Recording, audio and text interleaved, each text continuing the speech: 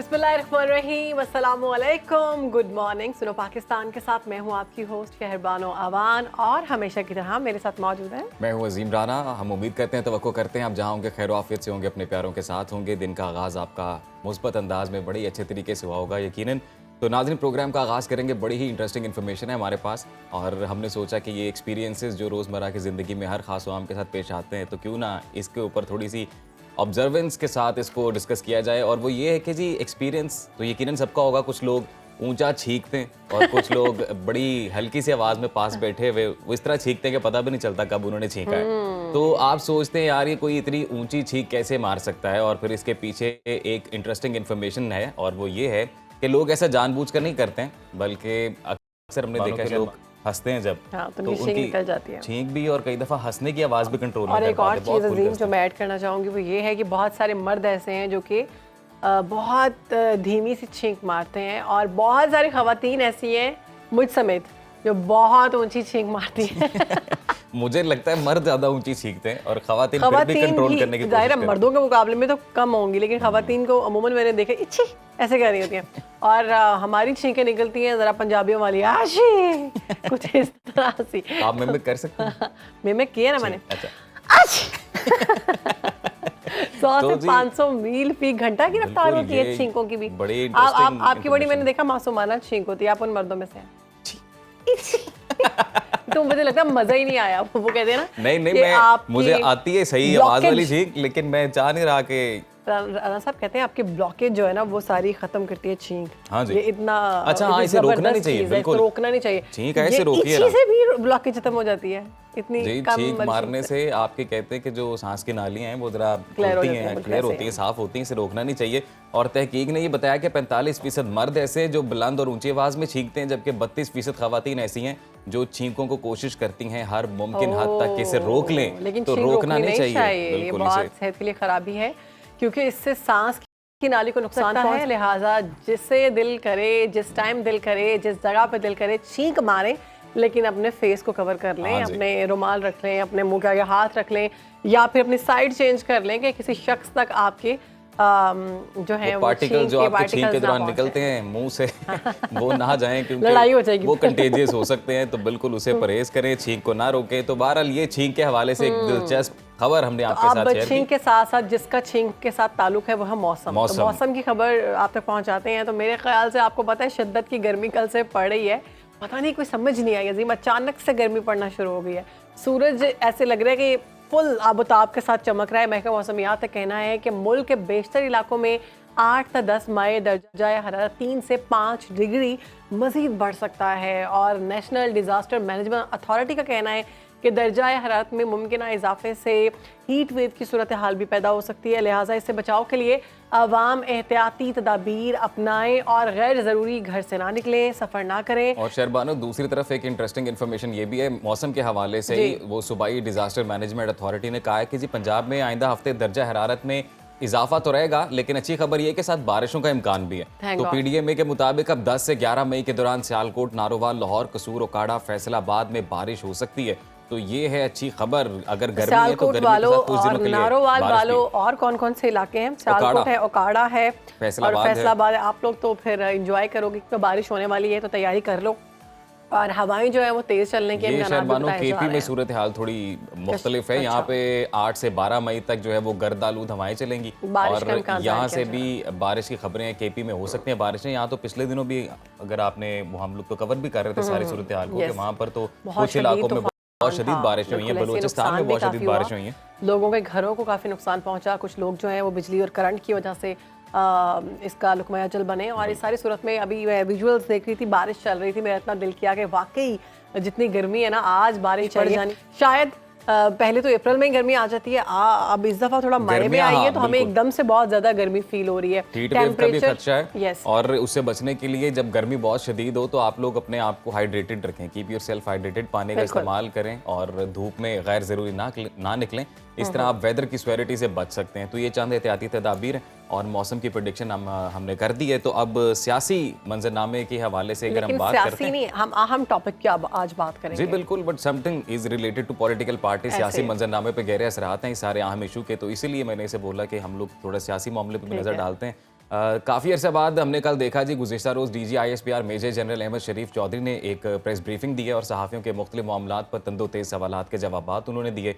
दाखिली और ख़ारजी चैलेंजेस पर उन्होंने खुलकर बात की। उन्होंने रियासती इदारों के ख़िलाफ़ झूठे बयानिए को यकसर मुस्तरद कर दिया है। सियासत में मुदाखलत से मुतल्लिक तासुर को ज़ायल किया है। वाशगाफ दो टोक और क्लियर अल्फाज में वाज़े किया है कि 9 मई के जिम्मेदारों के लिए कोई माफ़ी नहीं है। इंतशारी टोले से ना डील होगी और ना ही ढील होगी, ना ही गुफ्तो शनीद होगी। इसके लिए एक ही रास्ता है और वो ये कि सिद्के दिल से कौम के सामने माफ़ी मांगे, नफरत की सियासत छोड़ दें और तामीरी सियासत में हिस्सा लें। मेजर जनरल अहमद शरीफ ने 9 मई के जिम्मेदारों को फौरी सजाएं देने का मुतालबा करते हुए खबरदार किया है, अगर इंतशारी टोले को कैफिर किरदार तक ना पहुंचाया गया तो मुल्क में किसी की जान, माल और आबरू महफूज नहीं रहेगी। इस तमाम तर सूरत हाल पर शेरबानो इस छींक के साथ आपने छींक का इतना जिक्र किया कि मुझे छींक आई गई। और इस पर बात करने के लिए हमारे साथ मौजूद है सीनियर सियासतदान हैं ज़हीम कादिर साहब। बहुत शुक्रिया आपके वक्त। कैसे हैं जी? Thank you very much. Zaheem Qadir साहब, अब बहुत अहम प्रेस ब्रीफिंग हुई जिसका इंतजार भी था काफ़ी अरसे से लोगों को कि एक अरसे के बाद इस तरह की प्रेस ब्रीफिंग सामने आई है जिसमें दो टोक मौक़िफ़ सामने आया है। पाक फ़ौज के तर्जुमान का DG/ISPR की जानिब से कहा गया कि इंतशारी टोले के साथ ना डील होगी ना ढील होगी। टोटल ओवरऑल कैसी देखी आपने ये सारी प्रेस? देखिए, एक तो बड़ी जामे प्रेस कॉन्फ्रेंस थी और बहुत सारे एवेन्यूज़ को उन्होंने डिस्कस किया जी, जो कनेक्ट इस दिन का, इस सानहे का, मैं तो कहूँगा नज़रिया पाकिस्तान से, उसको भी डिस्कस किया उन्होंने। जी बिल्कुल। कौमों को सही रास्ते पर लेकर जाना उस मुल्क की रियासत पाकिस्तान और इदारों का काम है। जी, जब इस तरह के लोग सियासत की आड़ में आकर मुल्क के नज़रिए को कन्फ्रंट करना शुरू कर दें, उस मुल्क की हमीयत को तबाह करना शुरू कर दें, तो उससे लोगों की रूह तबाह हो जाती है। मैं ये समझता हूँ कि उस दिन मेरी तो कम से कम रूह मजरूह हुई थी इस पाकिस्तानी कि इस मुल्क में ये क्या मुझे देखना पड़ रहा है, ये क्या हो रहा है। हर पाकिस्तानी की हुई थी ना। तो अर्ज़ ये है कि अगर आप इस तरह की चीज़ों को दरगुजर करते रहेंगे और इन चीज़ों को you would not put your foot down, तो ये लोग फिर और हौसला अफजाई होगी। और वो 5th जनरेशन वॉरफेयर जो हमारे दुश्मनों में ने हम पे लॉन्च की रखी है पिछले 2-4-10 बरस से, उसमें उसको तकवीत मिलेगी और वो माइंडसेट जो बनने जा रहा है। तो सबसे इम्पोर्टेंट बात यह है कि 9 मई का जो माइंडसेट है ना, इसको we should nip the evil in the bud. इस माइंडसेट को कन्फ्रंट करना है by force, by law, by social pressure, by implication of rules and applications. Sir, एक और मामला डिस्कस हो रहा है और वो इस प्रेस ब्रीफिंग की टाइमिंग। एक तो कल 9 मई है, उस हवाले से भी जाहिर है इसकी अहमियत है, और दूसरा ओवरऑल जो सियासी मंजरनामे में चमगोइयाँ चल रही थी, एक मखसूस सियासी जमात की मुज़ाकरात के हवाले से गुफ्तगू हो रही थी, तो वो तासुर भी अब ज़ाहिल होता नजर आता है। तासुर ज़ाहिल हो गया। सही। लेकिन उन्होंने तो कैटेगोरिकली कहा कि भाई डील होगी ना, पॉलिटिकल पार्टीज आपस में तो बात कर ले। ये है वो बात जो मैं करता हूँ कि अगर नेशनल कंसेंसस करने के लिए आप आपस में नहीं बैठ सकते और अपनी incompetence, corruption, dishonesty, non political attitude को छुपाने के लिए, ये 4 लफ्ज आपने याद रखने। आप अपनी हर जो आपका लैप्स है, जो हर आपकी इल्लत है, उसको छुपाने के लिए आप एस्टैब्लिशमेंट पर इल्जामात लगाना शुरू कर देते हैं कि आपने ये किया है, आपने ये किया है, और फिर उस पर बहस करते करते लोगों को इन्वॉल्व करके फिर दोबारा अपने आप को पॉलिटिकल एरिना में ले आते हैं। भाई आपने 4 साल रहे, आपने डिलीवर नहीं किया, आपने मुल्क का 24,000 अरब रुपया कहाँ इस्तेमाल किया, आपके पास कोई जवाब नहीं है। 2 आप मेगा प्रोजेक्ट्स लॉन्च नहीं कर पाए उन 4-4.5 बरसों में। आपने मुल्क की फॉरेन पॉलिसी को तबाह बर्बाद कर दिया। उसके बाद आप आ गए सड़कों पे कि मुझे निकाल दिया गया।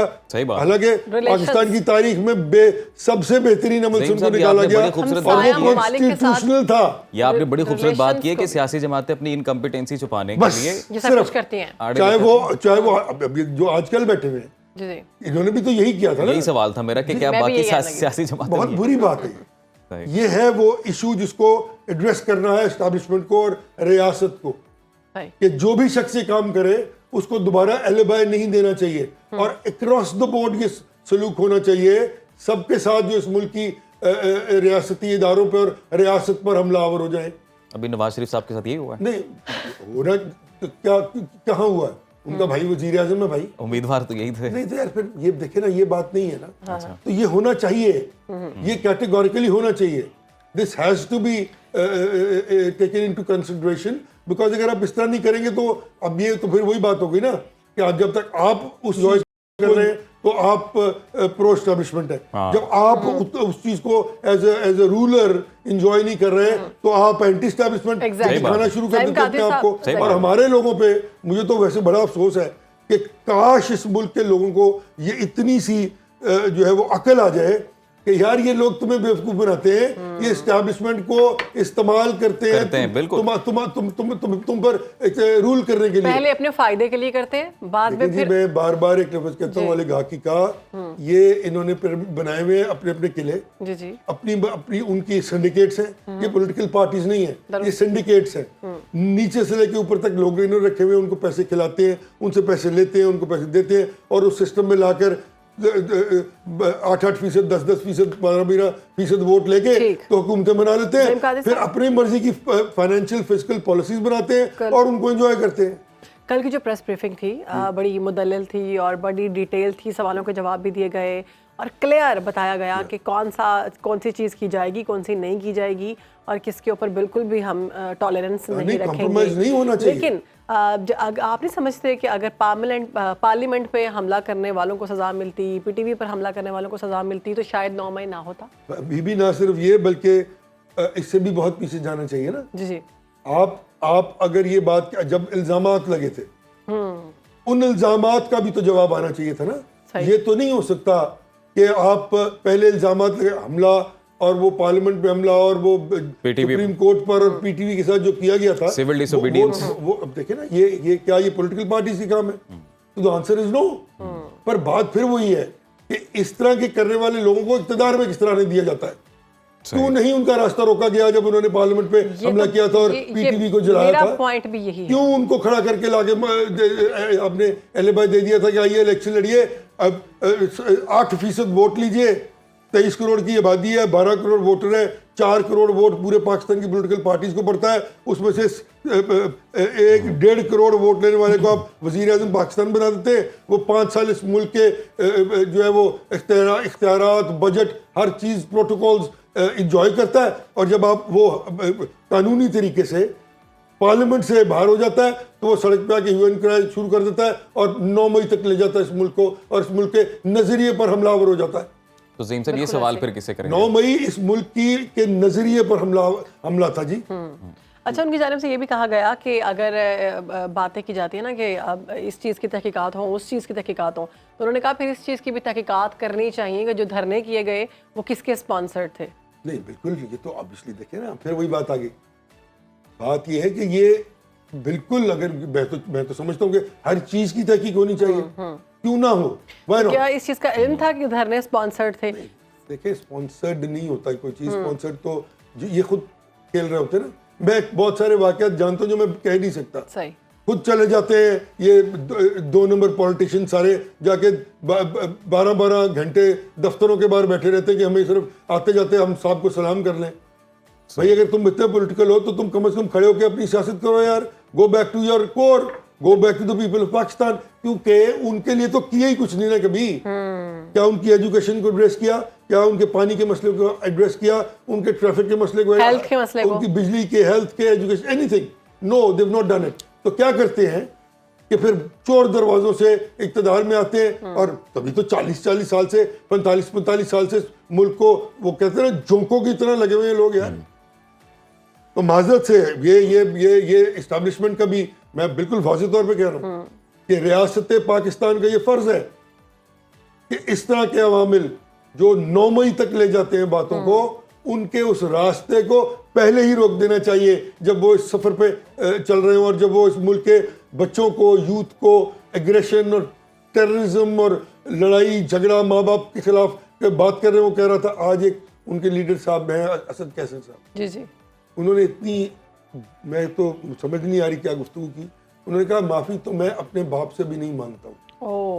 अब बाप रब का रूप है, अगर आपने रब से माफ़ी मांगनी है आप अपने वालिद से माफ़ी मांग लें, रब आपको माफ़ कर देता है। बिल्कुल है, सही। तो वो शख्स ये कह रहा है कि मैं तो अपने बाप से भी माफ़ी नहीं मांगूंगा, यानी कि उनको कोई शर्मिंदगी नहीं अच्छा, है। ये माफ़ी वाली बात पे उन्होंने कहा है कि इंतशारी टोले को ये पैगाम दिया क्लियर कि एक ही रास्ता है सिद्ध दिल से माफी मैं मांगे। डिसएग्री करता हूँ इससे। ये कोई तरीकाकार नहीं है कि आप पूरे मुल्क को जला दें, पूरे मुल्क की साइकी को तबाह कर दें, पूरे मुल्क के नजरिए को तहबाला कर दें, खुदा के मुजस्समों की आप जो है वो बेतौकीरी करें।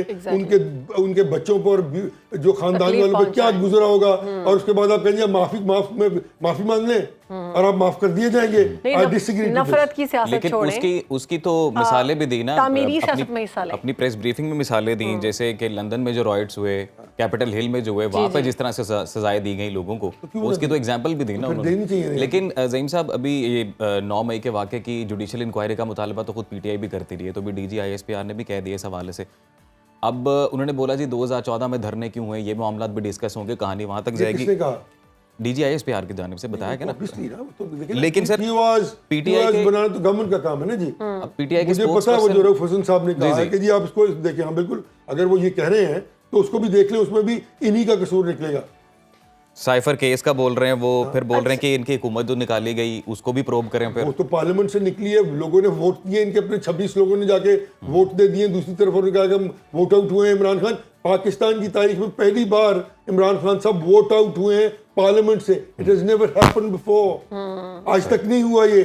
तो इससे ज्यादा और कानूनी तरीकाकार क्या हो सकता है किसी को हुकूमत से निकालने का? कादिर साहब, मेरा सवाल वहीं पर था, वो क्लियर नहीं हो सका। वो ये था कि माफी मांगने का कहा गया है, क्या ये बानी पीटीआई के लिए इशारा था कि वो माफी मांगे? देखिए, मैं तो इस बात पे बिल्कुल कन्विंस्ड हूँ कि मुल्क के साथ इस तरह का जो बर्बरियत है करने के बाद आप माफी मांग भी लें तो आपको उसका बाकी खमियाजा भुगतना चाहिए। ठीक, माफी मांग लेंगे तो क्या होगा जी?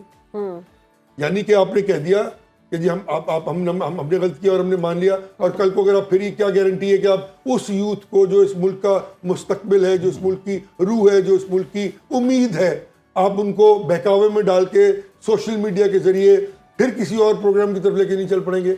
कहा है ना कि आप सियासत जो है वो तामीरी करें और इंतशारी सियासत और नफरत की सियासत को छोड़ें। नहीं, तो फिर ये सवाल होते हैं कि अब तो ऐसा नहीं होगा। अब तो मैं इसी बात से डिसएग्री कर रहा हूँ ना कि जो लोग एक वक्त पे गाली देते रहे वो माफी मांग के आ गए, उन्होंने माफी मांगी भी नहीं और आगे दूसरी तरफ की बात करनी शुरू कर दी, तो वो तो फिर रोज कर रहे हैं वो ये काम। तो 5 बार तो कर चुके हैं जो हुक्मरान हैं वो 5 बार तो ये कर चुके हैं ना। तो फिर आप देर है, तो फिर जब 5 बार छोटी दफा कोई रिएक्शन आता है, तो फिर 6वीं बार जब 9 मई आता है तो फिर आपको परेशान नहीं होना चाहिए। ज़हीम साहब, तो फिर हम चाहते हैं, ये आपका कसूर है माजरत के साथ। ज़हीम साहब, फिर वे फॉरवर्ड क्या होना चाहिए भी हमारे नाज़रीन को बताएं। वे फॉरवर्ड बड़ा कैटेगोरिकल है।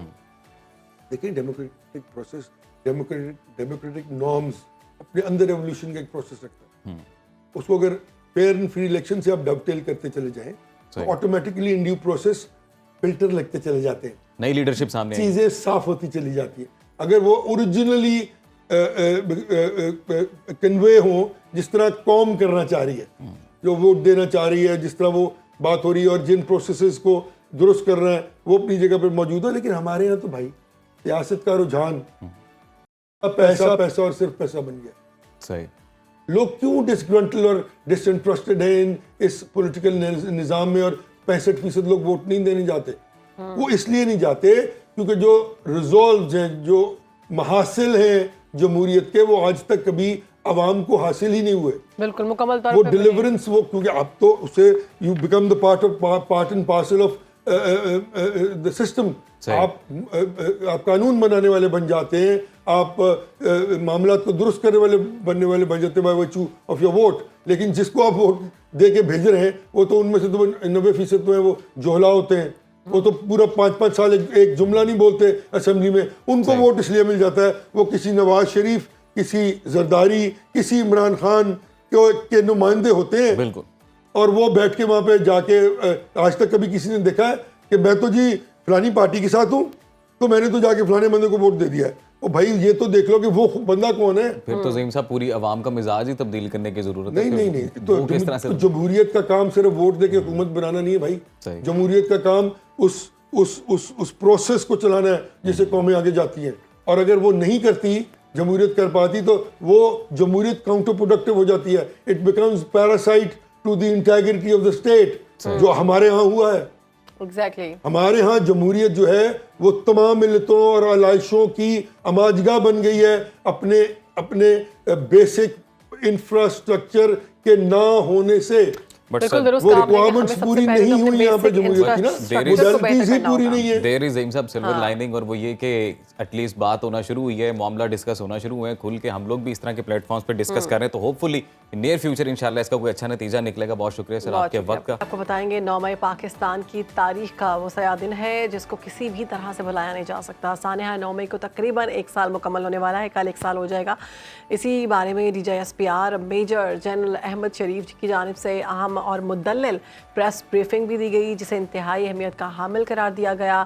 इसी पर बात करने के लिए हमारे गेस्ट हमारे साथ मौजूद हैं। फ़रत अब्बास साहब मौजूद हैं, जो शायर हैं, कॉलम निगार हैं, दानिश्वर हैं और पिछले कई बरसों से शोबा सहाफ़त से मुंसलिक भी हैं। और उनके साथ एक और गेस्ट मौजूद है हमारे साथ, वो टीचर हैं, दानिश्वर हैं, बैरून मुल्क से मीडिया स्टडीज़ में तालीम हासिल कर चुकी हैं। इसके साथ साथ TV प्रोडक्शन में वसी तजुर्बा भी रखती हैं। हुब्बुल वतनी और पाकिस्तान की खूबसूरती से मुतालिक मुतादिद डॉक्यूमेंट्रीज भी बना चुके हैं। बिल्कुल, शाफिया भट्टी साहिबा भी हमारे साथ मौजूद हैं। वेलकम टू सुनो पाकिस्तान मैम।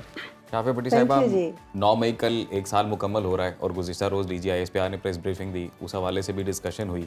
तो बतौर उस्ताद आपको क्या लगता है, आप इस सानिया को किस तरह से देखते हैं सारे मामले को? जी, अगर आप एज ए टीचर मुझसे बात करें या पूछें तो सबसे पहले तो आता है जी, मैं पहले एक पाकिस्तानी हूँ। पाकिस्तान हमारा मुल्क है, हमारा घर है, और उस हवाले से मैं इस तरह बात करना चाहती हूँ कि ये बड़ा अफसोसनाक वाक़या था and it was very shocking for me, क्योंकि मुझे यकीन नहीं आया था कि जब ये TV चैनल्स के ऊपर और सोशल मीडिया के ऊपर इस किस्म के जो क्लिप्स चले, इसके बारे में न्यूज़ चली, तो आप यकीन जाने कि बिल्कुल यकीन नहीं आया कि ये हमारे पाकिस्तानी लोग हैं। और वो इस तरीके से धावा बोला जा रहा था कि जैसे हम कश्मीर फ़तह करने जा रहे हैं। उसमें नौजवान थे जिन्हें उकसाया गया, गुमराह किया गया। और एक चीज़ का मुझे हमेशा अफसोस रहा है कि हम जब अपने कोई भी प्रोटेस्ट करते हैं जी, तो समझ नहीं आती हम अपने पाकिस्तान के ही चीज़ों को क्यों तोड़ते नुकसान हैं, पहुंचाते हैं, बिल्कुल, बिल्कुल अपने लोगों को मारते हैं, अपने जो बिल्डिंग्स हैं, बसेस हैं, जो कुछ भी है उनको हम इतना नुकसान देते हैं, और वो हमारे टैक्सेस से बना हुआ है। अगर हम अपने घर को तोड़ें तो वहाँ क्यों नहीं हमें दुख होता? पाकिस्तान को अगर हम अपना घर समझें तो मेरा ख्याल है कि कोई भी शख्स इस किस्म के जो इंसिडेंट्स हैं उनमें पहले 10 बार सोचेगा शामिल होने से पहले। तो ये इंतहाई अफसोसनाक था, और अच्छा हुआ उसको रोका गया, एक तरह का सबक दिया गया ऐसे लोगों को जी, कि दोबारा ऐसे ही कदम ना उठाया जाए, क्योंकि उसमें बहुत नुकसान हुआ और एक तरह का बड़ा गलत इमेज क्रिएट हुआ पाकिस्तान का। बिल्कुल जावेद साहब, सही आपने दुरुस्त बात की है कि अपना मुल्क जो होता है वो अपने घर की तरह होता है, और जब हम अपने घर को नुकसान पहुंचाते हैं तो जितनी तकलीफ और दुख तब होता है, वैसा ही जब हम अपने वतन के साथ या इनके इदारों के साथ या उन शहदा के मुजस्मों के साथ जो उस दिन किया जा रहा था, तो तब जो लोग उसमें इन्वॉल्व थे, जो मुलविस थे, अगर वो खुद को पाकिस्तानी कहते हैं, तो तब उनको ये दर्द क्यों महसूस नहीं हुआ? तो फ़रत अब्बास शाह भी मौजूद हैं, उनका भी मौक़िफ़ जानते हैं। फ़रत साहब, DGSPR ने कल प्रेस ब्रीफिंग दी है सानिया 9 मई के हवाले से, आपने भी यकीनन देखी और सुनी होगी, तो क्या कहेंगे आप इस हवाले से? जी, देखिए, उन्होंने कैटेगोरिकली अपना मौक़िफ़ वाज़े किया और अपनी पोजीशन वाज़े की है जी, और उन्होंने बता दिया है कि किसी गैर संजीदा सियासी पार्टी या किसी गैर संजीदा गिरोह के साथ ना अफ़हाम व तफ़हीम हो सकता है, ना मफाहमत हो सकती है, ना कोई डील हो सकती है। सही, ये कैटेगरी, और उसकी वजह ये है कि इमरान खान साहब के जो पिछले 3 साल थे हुकूमत के, तहरीक इंसाफ के, वो सारी कौम के सामने है कि उन्होंने जितने वादे किए थे, 1 करोड़ नौकरी लाएंगे, फलां करेंगे, इतने घर देंगे, किसी पे वो पूरे नहीं उतरे, नंबर 1। नंबर 2, जब वो हुकूमत से बाहर हुए तो वो यानी अपने इक़्तिदार के लिए उन्होंने फिर एक दफ़ा मुल्क को जो है वो इस तरह अफरा तफरी, इंतशार और बदअमनी का शिकार किया। सही। तो ये जितने हालात थे वो सारे इस बात की गमाजी कर रहे थे कि उनको ये वाज़े कर दिया जाए कि जो करैक्टर आपका हुकूमत के दौरान रहा और जो उसके बाद रहा, उसका तकाजा यही है कि आप जब तक संजीदगी इख्तियार ना करें, आपके साथ सामने बैठना भी जो है वो मुमकिन नहीं है, पॉसिबल नहीं है। और ख़ास तौर पे आप ये देखें कि जैसे ही ये पिछला जो 9 मई वाला वाक़या था, तहरीक इंसाफ की तरफ से कोई वाज़ेह मज़म्मत आज तक नहीं की गई। इमरान खान साहब हों या उनकी बाकी जो है ज़ैली लीडरशिप हो, उन्होंने पूरा, जैसे होता है ना कि दिल के साथ, वो हमारे जो शोदा हैं, इनसे बढ़ के कोई सच्चाई क्या हो सकती है कि जो शख्स, जो जवान अपने वतन के लिए अपनी जान निछावर कर दे। सही। अगर हम उनकी शोदा की यादगारों की हिफाजत करने के बजाय बेहुरमती करेंगे, और उस पर जो लीडर है, जो कायद है, जो नौजवानों को इस सतह पर लेकर आया है, जिसने तकरीरें कर कर कर कर के उनकी जहन साजी की, उनके दिल नफरत से भरे, सिर्फ इसलिए कि उसको इक़्तिदार से उतरना पड़ा। बिल्कुल। फरद साहब और शाफिया साहिबा, मेरा एक सवाल है सर, एक बेसिक सवाल है आप दोनों मेहमानों से, और शाफिया साहिबा मैं चाहूँगा कि आप स्टार्ट करें। सवाल ये है कि जी आप चूँकि उस्ताद हैं और नौजवान नस्ल से आपका इंटरेक्शन होता होगा on daily basis, I am sure, तो मैम ये बताइएगा कि आपको क्या लगता है कि हमारी नस्ल में कोई मायूसी आजकल पाई जाती है? मतलब ऐसा क्या हुआ 9 मई पे कि जो मुहिब्बे वतनी का एक जज्बा है, हुब्बुल वतनी का जो एक जज्बा है, वो मद्धम पड़ गया और एक सियासी शख्सियत, कोई भी हो सो कॉल्ड, वो ज़्यादा तरजीह दे दी गई उसको? ऐसा क्या हुआ? जो मेरी ऑब्जर्वेशन है, क्योंकि मैं यूनिवर्सिटी लेवल पे टीच करती हूँ, कई साल से पढ़ा रही हूँ, और मीडिया से भी जैसे ताल्लुक़ है, इसके अंदर सबसे पहला आंसर ये आता है कि अवेयरनेस। जी, अवेयरनेस की बहुत ज़रूरत है हमारे नौजवान को, हमारी पूरी कौम को। उसमें कोई भी ग्रुप ए जा सकता है। अब उसमें सबसे ज़्यादा उस वक्त मिस यूज़ किया गया सोशल मीडिया का। जी जी। और सोशल मीडिया पे आपको पता है मोस्टली फेक न्यूज़ होती है, और उस पर जो भी क्रिएट कर कर वीडियोस डाली गई, नौजवानों को उकसाया गया, जिसका नतीजा ये हुआ कि बगैर सोचे समझे वो इस इंतशार का हिस्सा बन गए, जिनके अंदर मैं गुंडे कहूँगी कि गुंडे ज़्यादा शामिल थे, और जज्बात में आके हमारे नौजवान जो थे उन्हें मिस यूज़ किया गया। सही। क्योंकि हमारी अक्सर कौम जज्बाती है और बगैर सोचे समझे चल पड़ती है, कूद पड़ती है। तो अवेयरनेस बहुत ज़रूरत है कि ताकि और ये चीज़ हमारे इंस्टीट्यूट से होनी चाहिए, मीडिया को इसमें रोल अदा करना चाहिए, जिसके अंदर मुख्तलिफ़ किस्म के लेक्चर्स होने चाहिए, शॉर्ट वीडियोस होने चाहिए, कि ताकि एक अवेयरनेस हो हमारे तमाम तबके में कि वो किसी के हाथ में खिलौना ना बने। सही। और दूसरी बात ये कि मुझे, क्योंकि मैं अपने मुल्क से बहुत मोहब्बत करती हूँ, मैं थोड़ा सा यहाँ पे अपना बैकग्राउंड बताऊँगी कि मैं एक हाईली एजुकेटेड फैमिली बैकग्राउंड है मेरा। मेरे जो सिबलिंग्स हैं, they are in very high post in London, and I was came back for my parents, सिर्फ पाकिस्तान के लिए। मेरे साथ काफ़ी नाइंसाफ़ियाँ इधर हुई हैं, पर मुझे रिग्रेट नहीं है। बिल्कुल, अपने मुल्क से मोहब्बत का जज्बा जो है वो एक मुहिब्बुल वतन का ही हो सकता है। क्योंकि सबसे पहले आपको अपने मुल्क से मोहब्बत हो, अपने घर से हो, अपने लोगों से हो।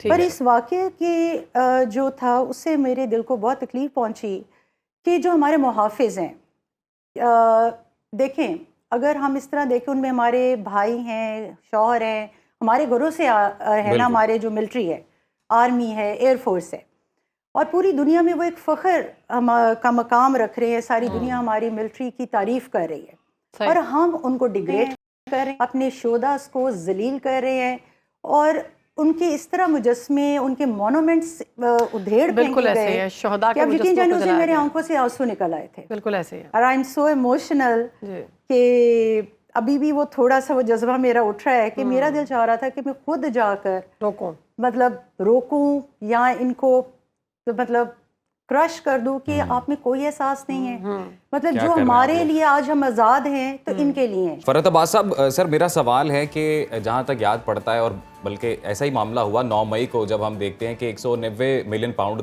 केस का ये मामला था, और जो साबिक चेयरमैन है PTI के, और वो वहाँ पर अदालत में बैठे हुए थे, और रेंजर्स आती है, उनको अरेस्ट करती है, मुतल्लिका इदारा जहाँ पर ये केस चल रहा है उनके हवाले कर देती है।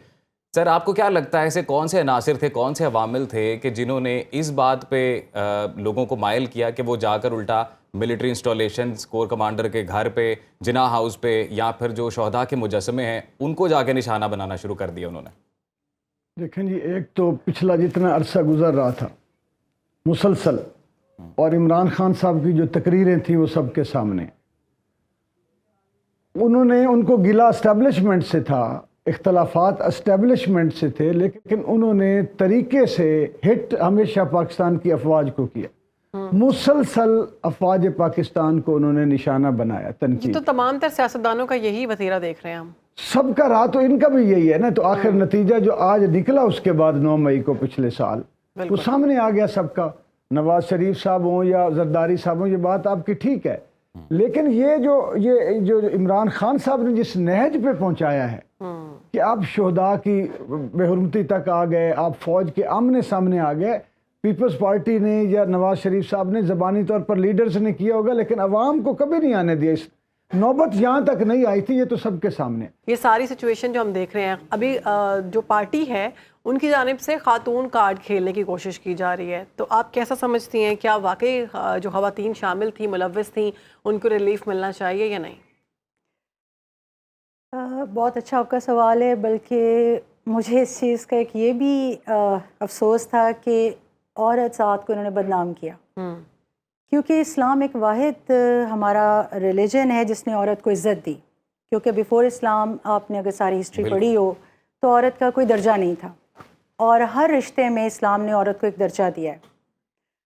और इस वाक़ये में जिस तरीके से ख़वातीन को इस्तेमाल किया गया जी, या इस्तेमाल हुई, उस पार्टी ने जिस तरह एक औरत की इमेज चेंज कर दी, गंदी ज़ुबान का इस्तेमाल होना, जो कि एक गली कूचे के बदमाश लोग भी वो ज़ुबान नहीं इस्तेमाल करते, जिससे शर्म से निगाहें झुक जाती थी, कान बंद करने को दिल चाहता था। सोशल मीडिया पे बड़े फ़ख्र से वो ज़ुबान मतलब सरेआम की जा रही थी, जिसमें बच्चे भी देख रहे थे, बुज़ुर्ग भी थे, फैमिलीज़ भी थी।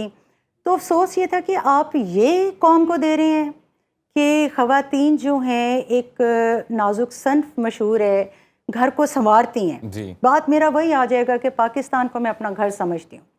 उसके आगे मुख्तलिफ जो हमारे शोबे हैं वो हमारे कमरे हैं।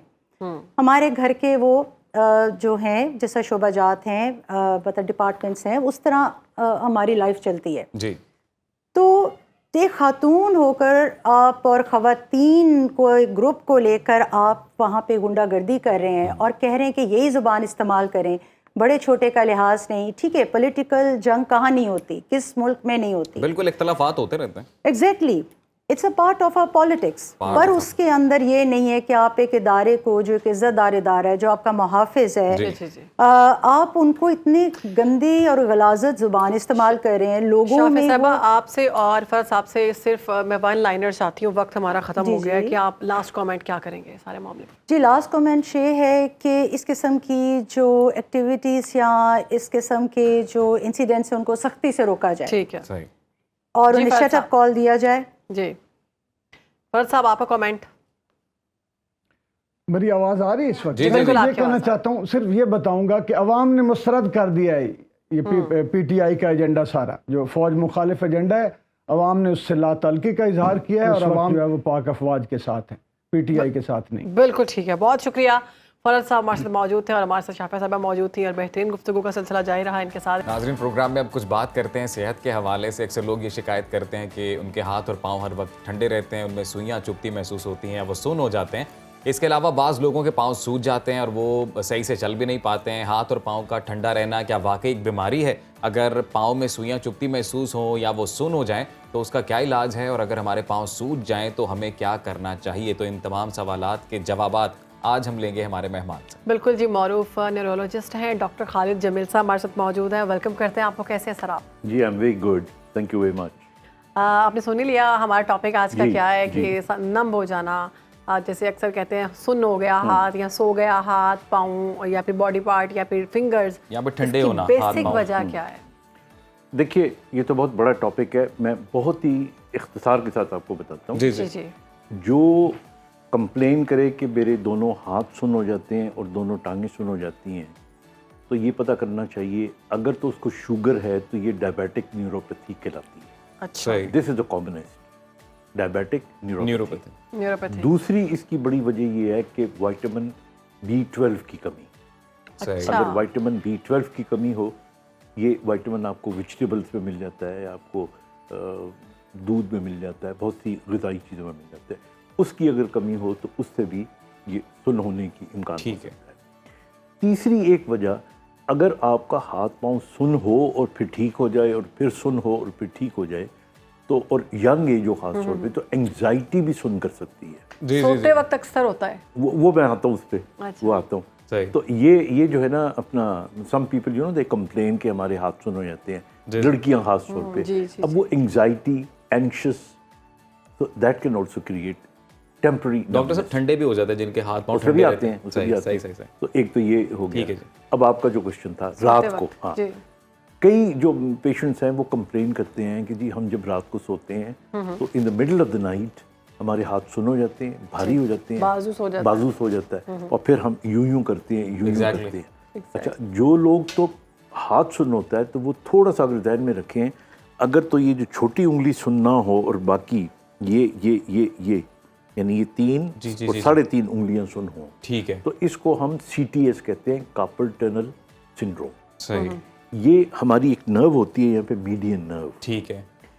इस पे कंप्रेशन आ जाती है, ख़ास तौर पे वो औरतें जो प्रेग्नेंट होती हैं जी जी। या प्रेगनेंसी के बाद, या जो मोटापा गेन कर लेती हैं, सही। या पानी की रिटेंशन हो जाती है, ठीक। या फिर वो औरतें कि जो बहुत ज़्यादा कपड़े निचोड़ती हैं सही। या बहुत ज़्यादा खाने पकाती खाने हैं, बनाते हैं। तो यानी रिस्ट इस पे जो मूवमेंट है ये ज़्यादा बहुत ज़्यादा movement हो रही होती है।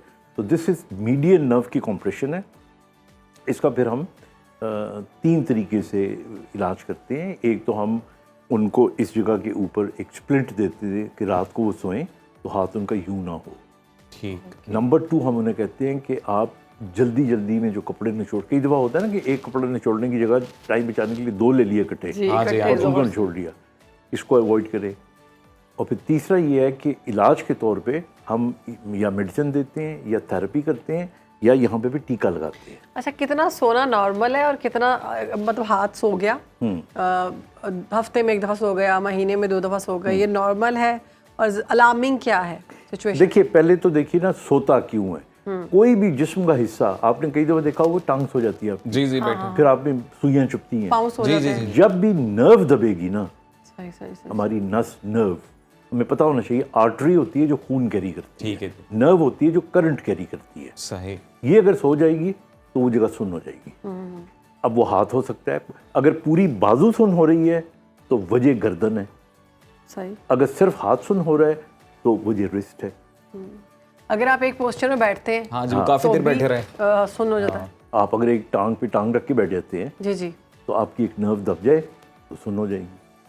तो इसलिए मतलब अगर आप, बट दिस हैपन्स ओकेशनली। अच्छा, ये जो अब हाथ सुन्न होने का आपने कहा, अगर ये हर रोज़ ही रात को लगे तो ये दैट alarming नीड्स ट्रीटमेंट। और एक्सरसाइज अगर इसकी करनी हो तो अपने हाथों को कोशिश करें कि यूं कम से कम रखें और यूं ये करें। Okay. This will reduce pressure here. Doctor साहब, एक out of the box question है हाँ। जो इस टॉपिक से थोड़ा सा हटके है, लेकिन उसके जवाब के बाद हम दोबारा इस टॉपिक पे आ जाएंगे। और वो मेरे ज़हन में इसलिए आया, आपने जब करंट का जिक्र करंट किया, लग रही आजकल सर बहुत करंट लग रही है, वो कहीं पे भी हाथ लगाते हम हैं ना, किसी भी लोहे की चीज को हाथ लगाएं, प्रॉपर उसकी उसकी आवाज क्या आती वजह है। है? हमारे जिस्म में इतना करंट है कि 40 वॉट्स का एक बल्ब जल सकता है। सही और हमारे ब्रेन की जो सारी एक्टिविटी होती है, it is based on currents. सही। और ये जो करंट्स होते हैं, ये बेसिकली ये इलेक्ट्रिकल वोल्टेज आप इसकी मेजरमेंट कर सकते हैं।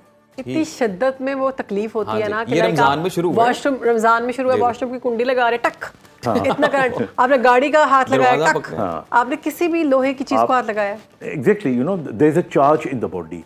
एक और मैं छोटी सी हमारी बात, बॉडी क्या बहुत ज्यादा चार्ज होगी? हाँ, अब मैं एक छोटी सी आउट ऑफ द बॉक्स बात ये भी बता दूं। जी। देखिए, जिस ज़मीन में हम रहते हैं ना, इसका एक अपना चार्ज है।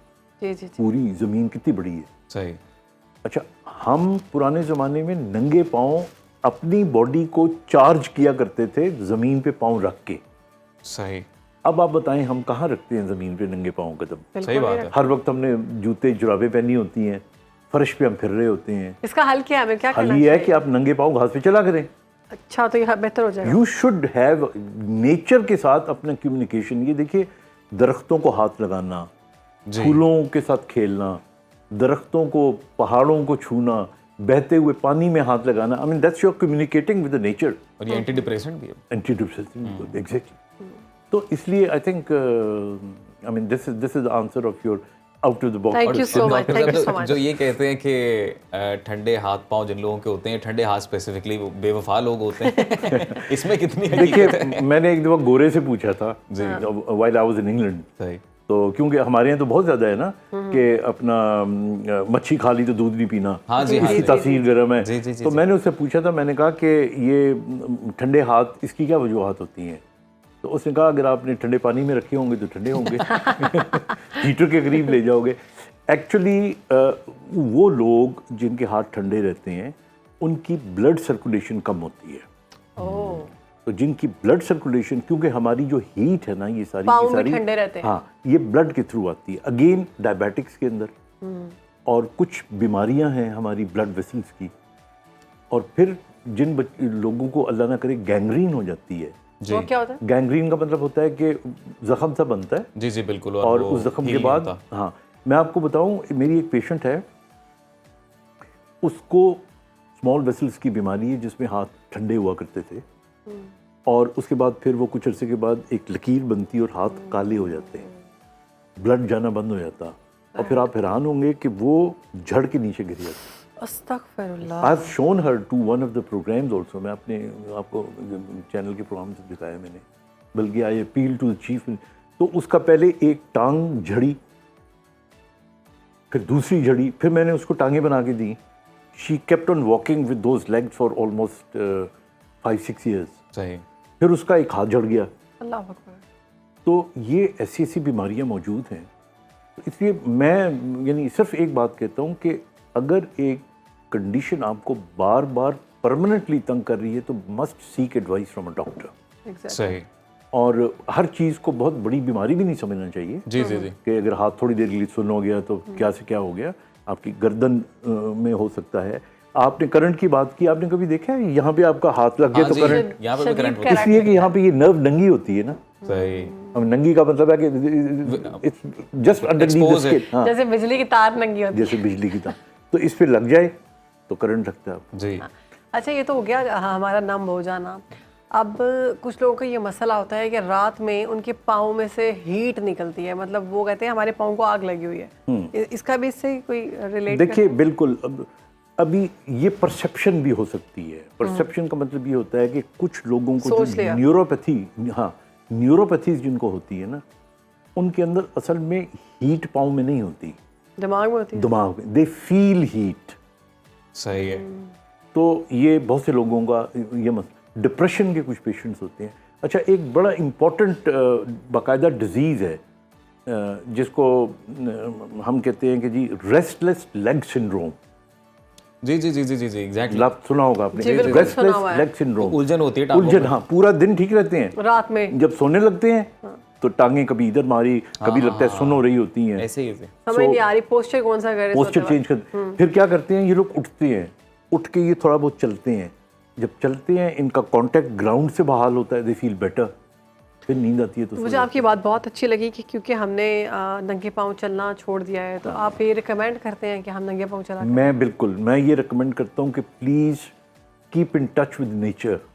आसमान को देखा करें, जब भी 14वीं का चांद निकले उसको देखें, उसको 2-4 मिनट एंजॉय किया करें। चांदनी से मोहब्बत करना सीखें, ग्रीनरी को देखा करें। ग्रीनरी को, पहाड़ों को। सिर्फ शायरी ना पढ़े, हाँ, देखे भी। नहीं नहीं, दिस इज, ये जो है ना, ये शायरी पढ़नी है, ये प्रैक्टिकल शायरी है। प्रैक्टिकल है, हाँ, be a part of the nature. सही, you could be a better poet. Try करते हैं। अच्छा, तो डॉक्टर साहब इसका कोई हल भी, मतलब एक तो चलें ये एक्सरसाइज और या नेचर से करीब रहना हो गया, अभी जैसे वो आप बता रहे थे, क्योंकि मैं अपने इर्द गिर्द कैसे काफ़ी ऐसे लोगों को जानता हूँ जिनको ये वाला आता है ऑन एंड ऑफ रेस्टलेस टांगों वाला।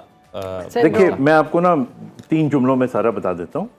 जिन लोगों के पाँव की स्वेलिंग होती है, ठीक है, उनको तो रात को सोते हुए अपने गद्दे के नीचे तकिया रखना चाहिए, पैरों वाली साइड पे, या फिर अपने पाँव पैरों के थोड़े नीचे ऊपर रख लें। ताकि पाँव ऊंचे हो, थोड़े ऊंचे हों, सही। ठीक है, तो स्वेलिंग नहीं होगी। ठीक है, अच्छा, इसी तरह जब नीचे बैठें तो बहुत पाँव लटका के ना बैठे। ठीक है, ओके, और तीसरी चीज़ ये है कि बाज़ लोगों को ठंडे पानी में अगर पाँव डाल दें थोड़ी देर के लिए, तो बेहतर हो जाता हाँ, सही, लेकिन अगर स्वेलिंग परसिस्टेंट है और उसको ये पता हो कि मुझे कोई हार्ट का प्रॉब्लम है, लिवर का या गुर्दों का, तो फिर ये खतरनाक होगी, तो फिर अपने डॉक्टर से रुजू करें, ठीक है, क्योंकि कार्डिक फेलियर के अंदर पाँव में स्वेलिंग आ जाती है। ठीक है। लेकिन जनरली आपने देखा होगा अमेरिका से आप लंबी फ्लाइट से पाकिस्तान आते हैं, पाँव सूज जाते हैं। तो डॉक्टर साहब अगर पाँव सूज गए तो फौरी तौर पे कोई टेस्ट करा लेने चाहिए फिर? नहीं, जनरली आप अगर पाँव सूज जाते हैं ऊंचा करके रखें, अगर कुछ दिनों के अंदर आप बेहतर हो जाते हैं तो देयर इज नो नीड। अच्छा, नहीं होते तो सीख। अगर कोई हार्ट पेशेंट है तो उनकी पाँव की कोई फिंगर्स हो जाती है तो इज इट अलार्मिंग? नहीं, जो पाँव की फिंगर का सोच है ना, हार्ट से रिलेटेड मतलब वो सेंस ही नहीं कर रही एक दो दिन नहीं, numb है। इससे कोई ताल्लुक नहीं है, कोई ताल्लुक अच्छा, नहीं तो है। क्या वजह वो नर्व का ताल्लुक है। सही, वो आपकी कमर की नर्व हो सकती हैं, प्रेस हो गई है, अब प्रेस हो गई है, कमर में हो सकती है, घुटने की साइड के ऊपर हो सकती है, सही। शैटिक नर्व हो सकती है। जी शैटिका वाली। हाँ, शैटिका वाली। सो एक प्रिंसिपल आप याद रखें, अगर आपको कोई चीज़ सुन हो तो नर्व्स की बीमारी है, दर्द हो मूवमेंट के ऊपर तो पट्ठों की बीमारी है, और अगर बगैर मूवमेंट के दर्द हो रही हो तो ये बोन की बीमारी हो सकती है। अक्सर हमने देखा है कि पूरा पूरा हाथ लोगों का सो जाता है, 50 प्लस की बात कर रही हूँ मैं, और वो कितनी कितनी देर तक वो करते रहते हैं। अच्छा, मैंने एक और चीज़ देखी है कि हम लोग कोशिश करते हैं उस चीज़ को दबाने की। कुछ डॉक्टर्स को मैंने ये देखा कि अगर उनका कोई हाथ पाँव सो जाता है तो वो एक्सरसाइज के साथ अपना सर हिलाते हैं। इसलिए कि उनको ये शक होता है कि नेक की वजह से हो रहा है, ओह, बिकॉज यू नो नेक की जो नर्व्स होती हैं उनका पेन गर्दन में दर्द होगा और पूरी बाजू में पेन आएगा। तो उस सूरत में अगर नेक की आप एक्सरसाइज करें। हाँ, एक छोटी सी मैं आपको आधे मिनट की एक्सरसाइज बता जी देता हूँ। प्लीज। आप ये इमेजिन करें कि आपने दोनों हाथ ऊपर किए सही, और दो बल्ब हैं, उनको आप जी, सेट उनको कर यूं रहे हैं। आप उतार रहे हो और बल्ब थोड़े ऊंचे हैं और हाथ बिल्कुल ऊपर ले जाए सही सही। और यूं यूं करें, दिन में 3 दफा उनको उतारे, 3 दफा दो उनको दफा 3 दफा आप दो बल्ब उतार लें सही। तो आपको नेक का प्रॉब्लम बहुत कम होगा। और कितनी देर? लेकिन ये नहीं कि कहीं भी आप जाएं तो बल्ब देख के उतारना शुरू कर दें। लेकिन डॉक्टर साहब कितनी देर करते रहना है ये? Just do 2-3 times, you know. 2-3 times, हाँ, लाइक 2 बल्ब उतारने हैं आपने, कितनी देर लगेगी? शोल्डर पे स्ट्रेस हो जाता है कुछ लोगों को बहुत ज्यादा, वो भी इससे बेहतर होगा। इससे बेहतर हाँ, होगा। उसका एक और भी है कि दोनों हाथों को यूं कर लें ठीक। और समझेंगे आपने 2 चाबियां पकड़ी हैं अच्छा, और और अनलॉक आप 2 ताले खोल रहे हैं। क्या बात, ऐसे करके ठीक है? ऐसे। दान डॉक्टर साहब, thank you so much sir Thank you for your so time. much. और हम लोग किसी और दिन वो जो मजीद मौजूद आप बता रहे थे Okay. वो भी डिस्कस करने के काबिल हूं। और में एक बड़ा ज़बरदस्त टॉपिक आपने बताया कि रात के इतने बजे तक व्हाट्सएप यूज़ हाँ, करें, हाँ, इतने हाँ। उसके बाद ना करें। प्रोग्राम में अब कुछ बात करेंगे स्टूडेंट इमिग्रेशन के हवाले से। तो कनाडा की वजारत बराए इमिग्रेशन, महाजरीन और शहरियत ने ऐलान किया है कि इस साल तकरीबन 3,60,000 गैर मुल्की तालब इल्मों को स्टूडेंट वीज़े जारी किए जाएंगे और सरकारी अदाद-ओ-शुमार के मुताबिक वीज़ों की ये तादाद पिछले साल के मुकाबले में 35% कम है। कनाडा की नई स्टूडेंट वीज़ा पॉलिसी क्या है, कनाडा में इमिग्रेशन की मेन स्ट्रीम्स क्या हैं और इन पर बेसिक रिक्वायरमेंट्स क्या हैं, इस सारे सवालात के जवाब हैं। इसके अलावा भी हो सकते हैं कितने पैसे चाहिए, आइल्स करना है नहीं करना, कौन सा वीज़ा लेना है। तो हमारे पास एक्सपर्ट मौजूद हैं, उनसे बात हमारे पास आज शो में मौजूद हैं जी इमिग्रेशन लॉयर हैं, इमिग्रेशन एक्सपर्ट हैं सरदार जुनैद बहादुर खान साहब। सरदार साहब बहुत शुक्रिया आपके। Thank you very much ji, Welcome बहुत करते शुक्रिया हैं आप लोगों का। सर, इससे पहले कि हम लोग थोड़ा इन डिटेल डिस्कशन में जाएं, मैं ये पूछना चाह रहा हूँ कि वाकई एक बड़ी तादाद में पाकिस्तानी बाहर के मुल्क जा रहे हैं, ये गल्ला ही बनी है? नहीं, बहुत बड़ी तादाद में जा रहे हैं और उसकी वजह पता है क्या है कि पाकिस्तान से अगर सही मानों में देखा जाए कि एक्सपोर्ट क्या चीज़ की जा सकती है तो वो ह्यूमन रिसोर्स किया जा सकता है। ये जो कनाडा और वेस्टर्न कंट्रीज़ हैं वहाँ चूँकि आबादी इतनी तेज़ी से नहीं बढ़ रही एज़ कम्पेयर टू पाकिस्तान, जिसकी वजह से उनको बेबी बूमर्स का इशू होता है। बेबी बूमर्स का मतलब क्या है कि एक बड़ी तादाद में लोग जो हैं वो 50 से प्लस एज के अंदर होते हैं जो अगले 5 से 10 सालों में रिटायर हो जाएंगे, जिसकी वजह से वो डिफरेंट पॉलिसीज़ लॉन्च करते हैं ताकि नई यूथ को अट्रैक्ट करके यहाँ पर लाया जा सके, जिसको हम ब्रांड रोम कहते हैं। क्या यहाँ ब्रांड रोमिंग हो रही है, यहाँ से लोग उधर चले जा रहे हैं, वहाँ यहाँ पीछे खला पैदा हो रहा है। ऐसा नहीं होता, क्योंकि पाकिस्तान के पास ह्यूमन रिसोर्स एक इतनी बड़ी एंटिटी है, इतनी बड़ी कैपेसिटी में हमारे पास मौजूद है कि हम उसको दुनिया के दीगर ममालिक में भेजकर अपने ब्रांड को ट्रेन कर सकते हैं, जिसकी वजह से पाकिस्तान दुनिया ग्लोबल विलेज है। We are attach with Pakistan और वहाँ से पैसे भी यहाँ आते हैं, रेमिटेंस आते हैं, everything is good on their. अच्छा खान साहब, अब इसमें बताया गया कि 3,60,000 गैर मुल्की तालिब इल्मों को वीज़े दिए जाएंगे कनाडा की जानिब से। तो पाकिस्तानी कैसे अप्लाई कर सकते हैं, इसका एलिजिबिलिटी क्राइटेरिया क्या है? पाकिस्तान, अच्छा, इंटरनेशनल स्टूडेंट फॉर कनाडा के लिए उन्होंने पहले दुनिया भर से 11 लाख स्टूडेंट जाते थे। ठीक। अब उन्होंने 3,50,000 के ऊपर कैप लगाई है और ये सिर्फ ग्रेजुएशन प्रोग्राम्स के लिए है, मास्टर्स के लिए नहीं है। अच्छा, ये ऐसा क्यों किया गया? क्योंकि बहुत सारे लोग टोरंटो या अंटारियो चले जाते थे, एक ही सूबे के अंदर हुजूम बढ़ रहा था। तो अब उन्होंने एक नई पॉलिसी लॉन्च किया जिसमें जब भी आप पाकिस्तान से अप्लाई करेंगे आपको एक प्रोविंशियल अथॉरिटी लेटर लेना पड़ेगा, ताकि डिफरेंट प्रोविंसेस के अंदर लोगों को स्कैटर्ड किया जा सके कि वहाँ पर भी लोग जाकर रह सकें। Number one. अच्छा, मास्टर्स प्रोग्राम के इसलिए नहीं है कि if you are in masters program for 2 years और 1 year, दो तरह के मास्टर्स होते हैं, 2 years और 1 year। 1 year या 2 years के मास्टर के बाद you have 3 years of work permit ji in Canada. And if you completed 1 year doing work in Canada तो आप एलिजिबल होते हैं प्रोविंशियल नॉमिनेशन प्रोग्राम, सूबाई प्रोग्राम के अंदर आप नॉमिनेशन के मुताबिक वहाँ की शहरियत हासिल कर सकते हैं। यानी कि कोई भी आइल्स करना पड़ता है? आइल्स हर चीज़ के लिए करना पड़ेगा। जाने के लिए आइल्स जरूरी है। इफ़ यू वांट, नहीं, आइल्स हमारे कनाडा के अंदर यूनिवर्सिटीज़ की बहुत सारी रिक्वायरमेंट्स में शामिल नहीं होता, मगर जो हमारे पाकिस्तान में एम्बेसी है उसकी बेसिक रिक्वायरमेंट में पाकिस्तान से जाने के लिए आइल्स, डिलिंगो और डिफरेंट तरह के जो टेस्ट होते हैं, लैंग्वेज सर्ट भी होता है, कहीं एक्सपोर्ट, पीटी, अब पीटी भी होता है। अच्छा, कनाडा के लिए you need to have 6 bands, no module less than 6 if you want to get into any good program in Canada. 6 each। और अब देख लीजिए, अगर if you want to go to university of Waterloo for example, तो उसके लिए थोड़ा सा आइल्स की रिक्वायरमेंट बढ़ जाती है। If you want to go to like Osgoode Law Hall School, then it's gonna be way higher than that. अगर आप डलहौजी में जाएंगे मेडिकल के अंदर तो थोड़ी सी रिक्वायरमेंट ज़्यादा टाइट हो जाती हैं।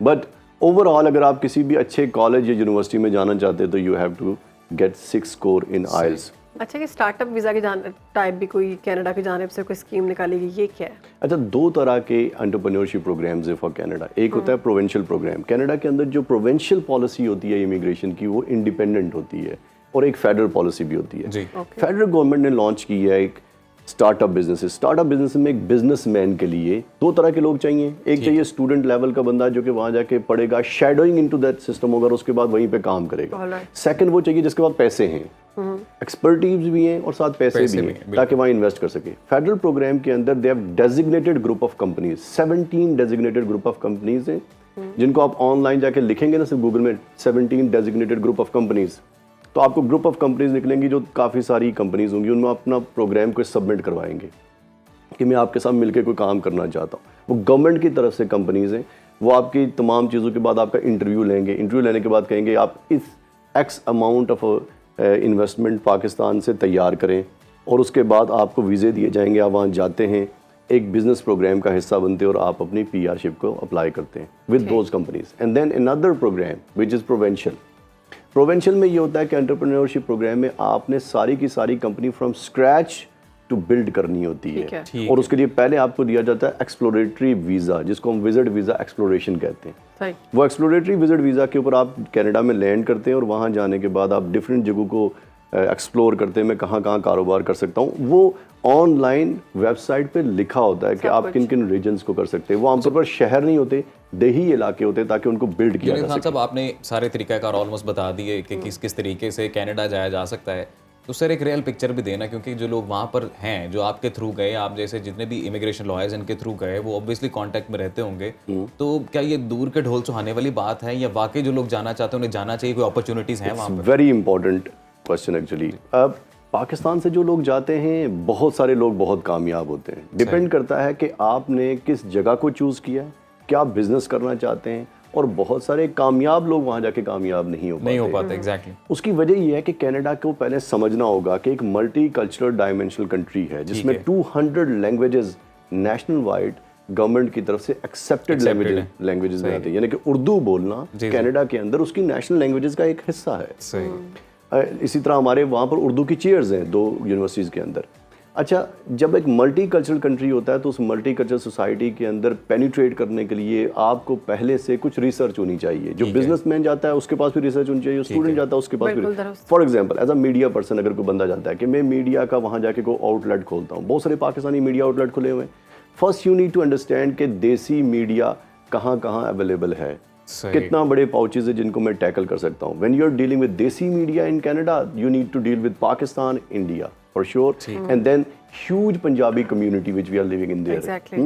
तकरीबन 25 member parliaments, from Punjabi community Khan साहब फ्रॉम कोई इंडियन ऐसे साइड। बेसिक प्रोफेशंस बताएं कि जो कोई भी शख्स वो किसी भी प्रोफेशन का है और उसने अब in this time of life decide कर लिया कि जी अब मैं बाहर जाना चाह रहा हूँ, वो ऐसे कौन सी स्किल्स ले सकता है कम से कम वक्त में जो वहाँ जाके यूजफुल हो सकती है और वो वहाँ पे अच्छी लाइफ स्टार्ट कर? Three important skills. If you want to settle anywhere in Europe, Canada and USA, specifically Canada, सही, आपके पास बेसिक कंप्यूटर अंडरस्टैंडिंग होनी चाहिए। ठीक, आपको कोई ना कोई एक लैंग्वेज, इवन पाइथन का कोई कोर्स कर लीजिए, बेसिक सही। लैंग्वेज IT कोडिंग अंडरस्टैंडिंग होनी चाहिए। Number 2, number 3, you need to understand the basic of economy. Economics के कोई प्रोग्राम होते हैं, ठीक है। आप छोटा मोटा किसी का टैक्स डिप्लोमा वगैरह कर लें तो? डिप्लोमा, CPA डिप्लोमा जो होते हैं सही।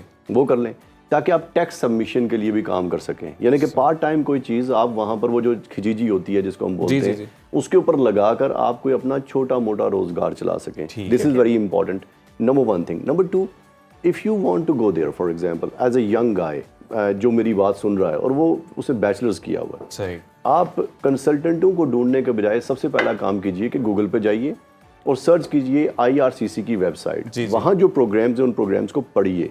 It is not recommended in Canada कि आप कंसल्टेंट या इमिग्रेशन लॉयर के जरिए ही काम करें। सही, you can represent yourself as well. ठीक है। आप उसको पढ़िए और आजकल तो चैट GPT की वजह से आप उसको उर्दू भी कर आसान सकते हो हैं, गया, बिल्कुल उर्दू भी कर सकते हैं। पढ़ें पहले, उसको समझें।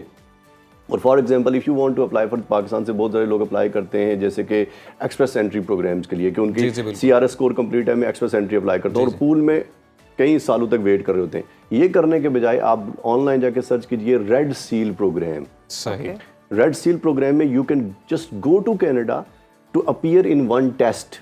ठीक है। वो टेस्ट में से जब आपको सर्टिफिकेट मिलेगा तो आप एलिजिबल हो जाएंगे कि you have a Canadian experience to apply for express entry Very nice. Program. ठीक है, स्कोर बढ़ जाएगा फिर आपका। स्कोर बढ़ जाएगा। स्कोर बढ़ जाएगा। यानी यहाँ से बैठ के आप तो कनाडा की किसी जगह से काम नहीं कर सकते। नहीं कर सकते, exactly. आप किसी रेड सील प्रोग्राम निकालिए या नॉर्थ अटलांटिक प्रोग्राम्स निकालिए जो थोड़े सर्द इलाकों के प्रोग्राम हैं, और वहाँ पर अपने आप को एनरोल कीजिए कि अच्छा मैं वहाँ जाके कैमरामैन का टेस्ट देना चाहता हूँ। वहाँ पर होगी 100 के करीब वहाँ पर। जुनैद खान साहब, ये आपने बड़ी अच्छी इन्फॉर्मेशन बताई है। ये तो डेफिनेटली उन लोगों के लिए कि जो थोड़े पढ़े लिखे हैं, जो मास्टर्स या अबव मास्टर्स हैं और जो एक्सप्रेस एंट्री को एक्सप्लोर कर रहे हैं, उनके लिए बड़ी अच्छी बात है। हमारा ज़्यादातर तबका सर ऐसा है कि जो नौजवान बिलखसूस मायूस हैं, बाहर जाना चाहते हैं, और एक आम गुफ्तगू जो होती है उसमें ये होती है कि जी आप यहाँ से जाके वहाँ टैक्सी भी चलाएंगे ना तो आप यहाँ से ज़्यादा खुश रहेंगे।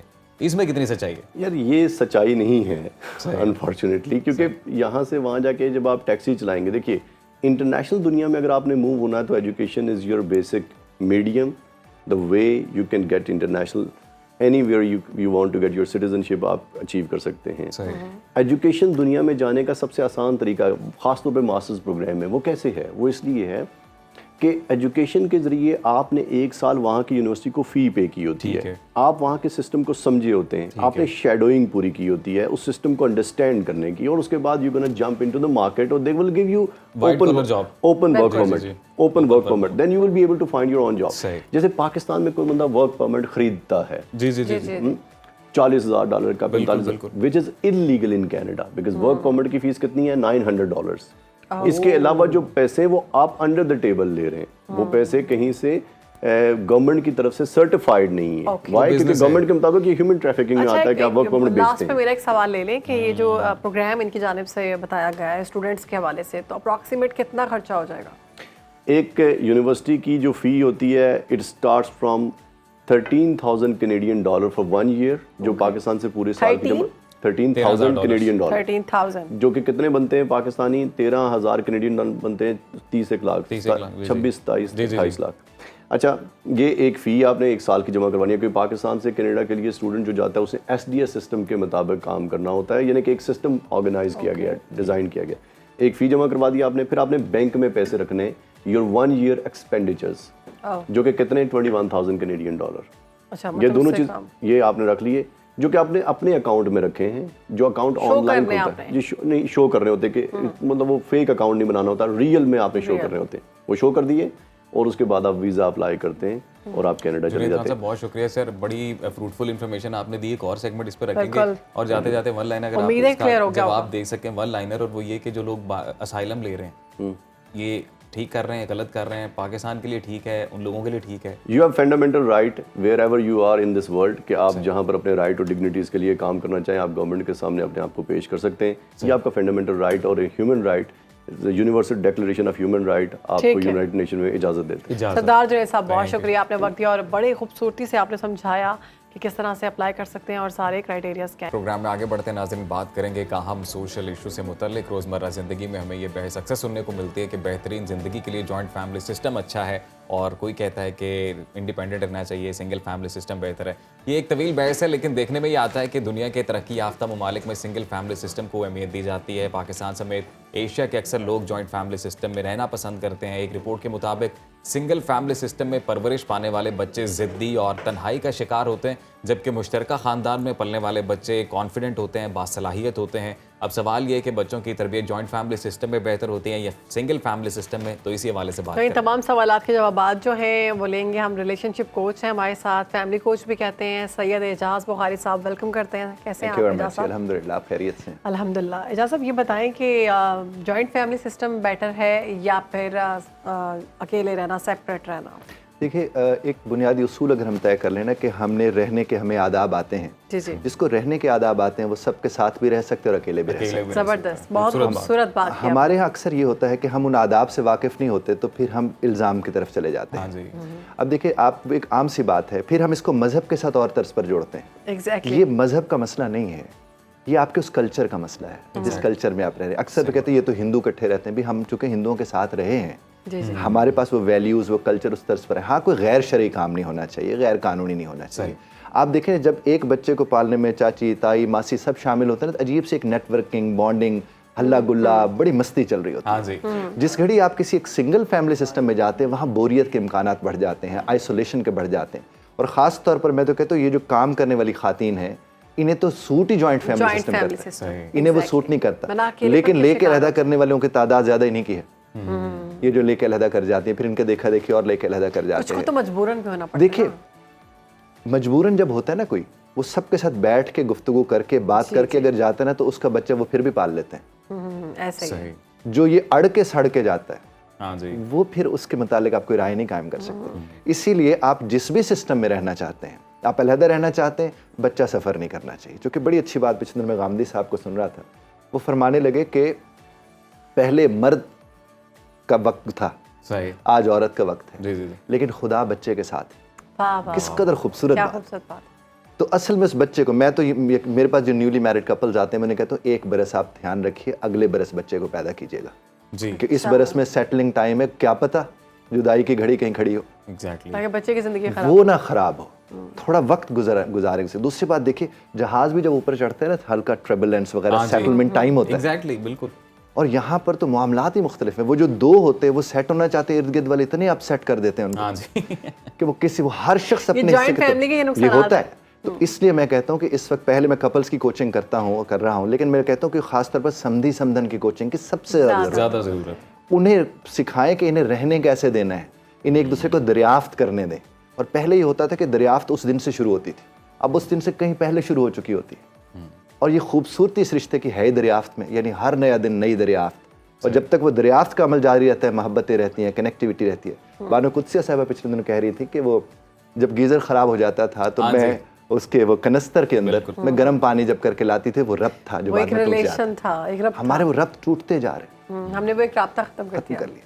और दूसरा मैं आपसे अर्ज करूँ कि अगर हमने नहीं खातिन, किया, ये फैसिलिटीज नहीं किया।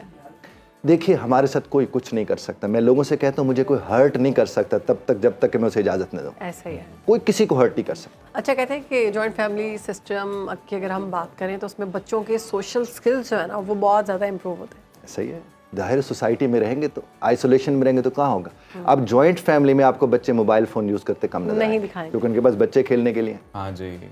और जहाँ वो नहीं होंगे, बाप अपना काम कर रहा है, माँ अपना कर रही है, फिर माँ और शाम को एक हद के थकी आ बाद रही। माँ बाप वैसे भी टायर्ड हो जाते हैं, फिर खुद ही कहते हैं देखिए ये मोबाइल दिया ही इसलिए था कि हम मोबाइल उठा सकें। सही। आप जरा गौर कीजिएगा इसके ऊपर। हाँ, तो उसको मोबाइल देके वो खुद मोबाइल उठा लेते हैं, उसके नतायज फिर जाहिर है वही निकल कर आएंगे सामने जो भी। सही है, सही है। तो आप क्या राय करते हैं कि हमें सेपरेट रहना चाहिए या फिर हमारे लिए, बच्चों के लिए बेहतर ये है कि आप जॉइंट फैमिली सिस्टम में ही रहें? बच्चों के लिए तो बहुत बेहतर है, लेकिन बच्चों की जुदाई जो करते हैं ना, जो उनको हटा के जाते हैं, जो खासतौर पर खातीन उसमें, वो कहते हैं मेरा बच्चा ये सही परवरिश नहीं पा रहा। हाँ, खराब दादा हो रोक रही है। देता है, नानो रोक देती है, फुफ्फी रोक देती है। और मैं आपको एक बात अर्ज करूँ, बच्चा कुछ अरसे के अंदर ना तय कर लेता है जॉइंट फैमिली में किसको डिस्कार्ड उसने करना है और किसको उसने कीप करना है, ऐसे उससे अंदाजा हो जाता है। और बच्चा भी प्यार मोहब्बत का होता है ना। जाहिर है उसके साथ देखिए उसे पता है ये फुफ्फो तो है ही ऐसी, खाला तो है ही ऐसी, वो खुद ब खुद अपने आप को डिस्टेंस कर लेता है। बुखारी साहब, अगर लोग रह रहे हैं जॉइंट फैमिली में, कपल रह रहा है, तो आप कोई तरीकाकार बताएं किस तरह से चीज़ों को बैलेंस किया जाए बेहतरीन अंदाज में, क्योंकि मेरे ख्याल से उस मर्द पे सबसे ज़्यादा प्रेशर होता है जिसने अपनी वाइफ के लिए भी कंड्यूसिव एनवायरनमेंट क्रिएट करना होता है, बहुत एट द सेम भुगत रहा टाइम फैमिली बहुत भुगत रहा है वो, इसमें कोई दूसरी राय नहीं। जी मैंने इसके ऊपर एक दौर में वीडियो रिकॉर्ड करवाई थी, तुम बदल गए हो। जो ही शादी होती है उसकी, उसके बाद बहनें उसको सबसे पहले कहती तुम बदल गए, भाई से कहते तुम बदल गए, माँ कहती तू तो रहा ही नहीं। तो बदलना ही है उसने। अच्छा, अब ये है कि वो क्यों ना बदले, एग्जैक्टली उसका एक रिश्ता नया वजूद में आया है, वो उसके उसको भी साथ तो लेके क्यों ना चलना है। करे। और उसमें अगर माँ बाप ख्याल, और माँ बाप जो प्यार का दावा कर रहे होते हैं, उन्हें अपने बच्चे की फिक्र हो, तो वो कभी ऐसे मसाइल पैदा ना करें। सही। और उसको वो अकेली को सेटल होने का भी तो टाइम दें। और क्यों ना यही मोहब्बत नहीं करेंगे तो और कौन करेगा। सही। और आजकल वॉक के बहाने ये दोनों बाहर निकलते हैं, क्योंकि घर में तो बात नहीं हो सकती। बात ही नहीं हो सकती। लेकिन बुखारी साहब, अब और जो इंडिपेंडेंट रहते हैं, और वो भी अगर कोई बंदा अपनी ख्वाहिश का इजहार करे कि मैं अपनी वाइफ के साथ अब अलग रहना चाह रहा हूँ, तो उस पर भी एक फैमिली का प्रेशर आता है बंदे पे। और अगर वो अकेला रह रहा है तब भी उस बंदे पे प्रेशर आता है कि उसी पर ही प्रेशर। हाँ जी। देखिए मैं आपको एक बात अर्ज करूँ, मर्द जिम्मेदार है, औरत उसकी जिम्मेदारी है, वो चाहे आसमान पे पहुंच जाए वो जिम्मेदारी ही है। बिल्कुल ऐसे तो जिम्मेदारी भुगतेगा ना साहब, जिम्मेदारी थोड़ी भुगतेगी। और अगर जिम्मेदार जिम्मेदारी से उलझ पड़े वो खुद जिम्मेदारी बन जाता है। सर ट्रेनिंग तो फिर पूरी फैमिली की होनी चाहिए पहले। हम लोग करते हैं जी जी। हम तो ये कहते हैं, देखिए शादी से पेशतर वो जो आप 7 लाख लहंगे पे लगा रहे हैं, वो आप 2 लाख ट्रेनिंग पे लगा रहे हैं। नहीं तो वो 7 लाख का लहंगा आप भी किसी अपनी काम का थोड़ी नहीं फीस कम कर लेना। 7 लाख के लहंगे से फिर भी कमी है। 2 लाख। और ये तो सिर्फ एक लहंगा था। अब जिसके पास 2 लाख नहीं है उसे 2 लाख लेकिन ये तो रुपए सिर्फ एक लहंगा था। था। 20-25 लाख में आराम से शादियां पड़ जाती हैं सारे ऐसे खानदान ऐसे को मिला ऐसे के। वो तो बिल्कुल सारे ऐसे मीडियोकर्स की सबसे ज्यादा जो है मुश्किल जिंदगी और है। फिर आप देखें ना कि आप मोटरसाइकिल अफोर्ड करते हैं हाँ। और आप उस गली में गाड़ी लेके वो वाली घुस जाते हैं जिस गली में नहीं जा सकते। यहीं से तो सारे मामला शुरू होते हैं। पेंट खराब हो जाता है सर, फिर वो लाख खर्चा पड़ जाता है। ये बात बड़ी अच्छी लगी कि आप लास्ट टाइम कहा था कि जब आप बाइक है आपके पास तो आप बाइक पे ही लेके जाएं, आप क्यों गाड़ी लेकर जा और रहे हैं। बड़ा मैं कहता हूँ उसको जितनी शोशा चर्चा मिलेगी वो उस गाड़ी को नहीं मिलती। हाँ वायरल, हमने बहुत सारे ऐसे कपल्स को लिया है जो बाइक पर लेकर गए। लेकिन बुखारी साहब ये भी बताएं कि हमारे मुआशरे में इज इट नॉर्मल सर कि लोग अपनी पूरी फैमिली के साथ काउंसलिंग करवाते हैं? क्योंकि ज्यादातर जब काउंसलिंग का जिक्र होता है ना तो लोग ये समझते हैं कि कोई जहनी मर्ज है। तो और फैमिली में ही सबसे बड़ी रेजिस्टेंस आ जाएगी कि हम पागल हैं। सही है। लेकिन रोजाना फैमिली में काउंसलिंग चल रही होती है, कभी फुफ्फो कर रही होती है, कभी खाला कर रही होती है, कभी मामू कर रहा है। वो नाम काउंसलिंग का नहीं था, मैं तेन गल दस नहीं है। तो उसके बाद फिर क्या होता है, ये होता है ये भी हमारी उम्र कोई और बसर कर रहा हो।